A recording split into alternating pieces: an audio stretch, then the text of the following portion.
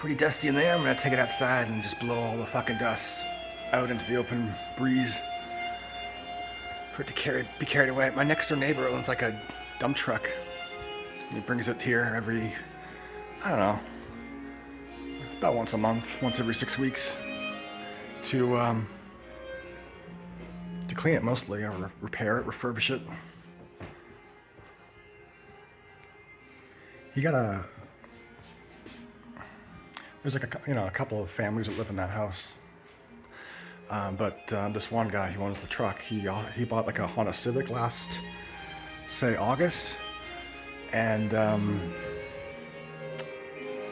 he got a security system installed, and when it's activated, it flashes a blinking blue light, like throughout the night. And he parked it right. You can see the minivan over there. He parks it just to the left of that, and so if I have any kind of trouble sleeping at night, I'd have it coming through the blinds. Like I could shut my blinds, but it would still come through to a small degree. And normally I wouldn't notice it. Can't see it. Normally I wouldn't notice it, but if I was like hypersensitive or whatever, I'd still see the blue flashing on the walls and in the room. And of course, blue light is the worst thing to disrupt your sleep. So I basically put up with it until recently, when I knew last year that I would basically tolerate it through the winter, but once the summer came, I like to have my blinds open at night sometimes, and so that it became more of a problem basically. So I finally left him a note, one morning at like 3 a.m. when I couldn't sleep and it was bothering me. I kind of got up and I wrote a note and I put it in a Ziploc bag and I just dropped it over the fence there for someone to see. I chose my words carefully so as not to arouse too much resentment or hostility or defiance. And he started putting a towel over the front windshield of the car to absorb the light. And then a few days later, he called me over and we had a little chat for the first time. He's he's a South Asian guy. He's probably about 50, 55. He's about maybe 5'6", 5'7", and has a large gut, wide frame. He seems to have some mental issues, but overall he's just a normal guy, kind of bored. Anyway, that's not important. What did he say? He basically said a lot of things to me. The most revealing, which was, "It's my property and I can do whatever I want."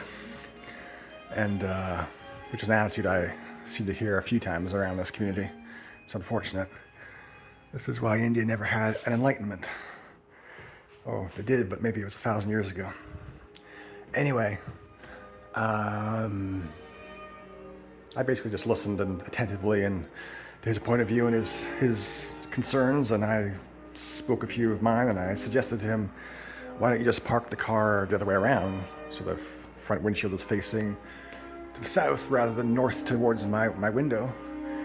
And he's like, oh, no, it's too much trouble to turn the car around and get in and out in the morning. No, I can't do that. So basically he kept on putting the towel over. He mentioned something about, I'm doing my best, but the wind can blow it off. So basically he lapsed. He sort of didn't worry about it after a week. So I started having problems again. So, at 3 a.m., 3:30 a.m., I wrote a second note. It was like basically just saying, this is unbearable. Please keep using the towel. So then he decided he would follow my suggestion and park the other way around. And I think he's basically found it's not as difficult as he's supposed it would be to get in and out. He's gotten used to it. And I'm happy. And he sometimes when I see him, he gives me like a strange look, like he's not entirely satisfied with my conduct, but like, it's blue light, man. I'm trying to sleep. Like I know you got your concerns, but like, I need to sleep at night. Like, do you want your neighbors to be unhappy? Restless, paranoid, suspicious? Like, no, you want a nice neighbor who understands you and himself and is calm and well rested. So just, cut me some slack and help me out here, brother. So that's my story for the tale of the Honda Civic with the flashing blue security light and the indignant middle-aged Indian fellow who couldn't be bothered to. Well, he could, I guess. I mean, it's resolved now, but we did have to exchange a few words to understand each other, I think. All right, so I got what time's now? Drinking my blend.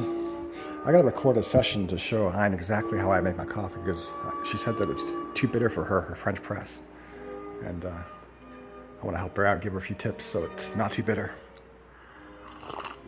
The main point is, I think, is just to use more water and leave some of the dregs at the bottom. Don't even pour it at all. And of course, you could use a few less beans, or you can buy a higher quality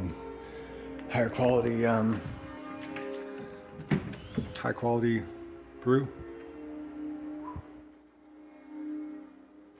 Anyway, what was I gonna say? Oh, pretty cool, huh? What time is it? It's so about 75 minutes to VranChat, episode whatever, 7. I'm gonna finish my coffee. I'm gonna clean my computer and have it back up and running and nice and clean so it runs cooler. All that dust basically insulates the surfaces and makes it run hotter, which is the one thing which will cause computers to fail eventually is heat. Heat causes circuits to become more brittle and short circuit or fail, and all the logic paths get sort of corroded and unreliable and get memory errors, segmentation faults, and so on, and that's not good for your stability of your system. Programs crashing, computers crashing, blue screen of death. Nobody wants that. And because I cleaned the thing, yeah. Anyway, enough. I'm sorry. Good night. I'll see you guys on voice chat in about a little over an hour. Good night. Yeah. Adios.